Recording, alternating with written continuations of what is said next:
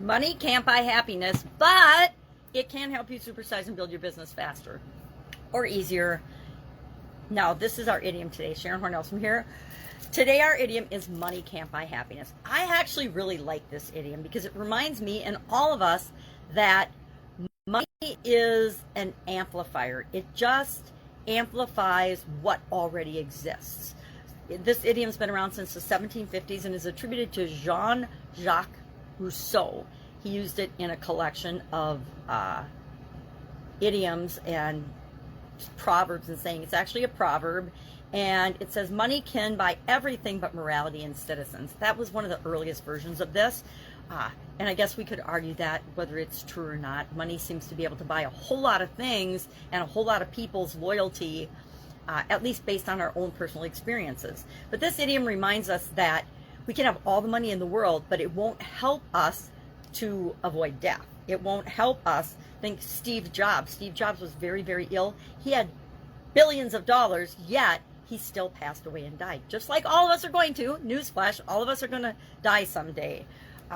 Money can help lubricate things and help things move along more quickly, but that doesn't mean we're going to be happy. I think, and we need to remember and think back to our own personal experiences. And you may never have been super duper rich and had all the money you needed so that you didn't have to worry about everyday things.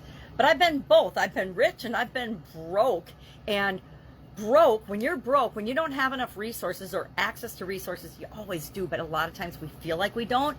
If you don't have those, then money becomes the number one thing in your life. But when you have enough money to meet your basic needs so that you don't have to worry about what you're going to eat and where you're going to sleep and what you're going to wear tomorrow, it is opening us up to explore the world and experience things without the stress of feeling like we don't have enough or we're not good enough.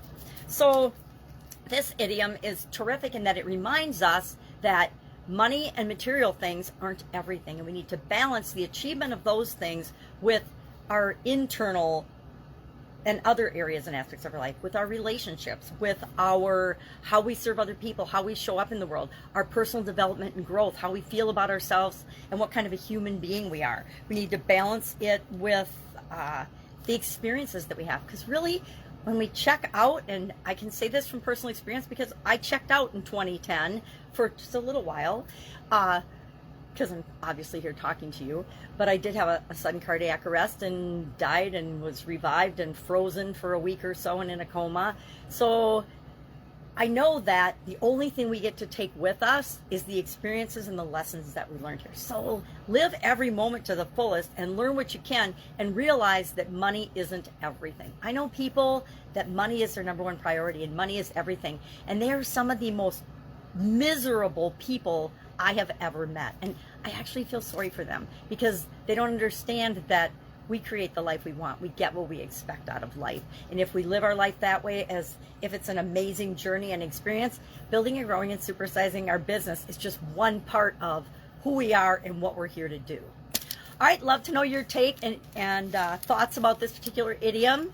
Share in the comments below. Do you think money can buy happiness? You know, there's all kinds of sayings about those who don't think money can buy happiness or say money can't buy happiness don't know where to shop. Well, is that really true? Money is an external thing. Happiness is a feeling. It comes from within us. It's just like motivation. Motivation, happiness, joy, all of our emotions come from within us, and they're all created by experiences. A lot of them are just created by thoughts and beliefs about our experiences or feelings about how we think things should or could be. All right, have an awesome day. I'll, of course, be with you tomorrow with another interesting idiom. What does it mean? Where does it come from? And how might you use it to build and grow and supersize your business right now? Have an amazing day.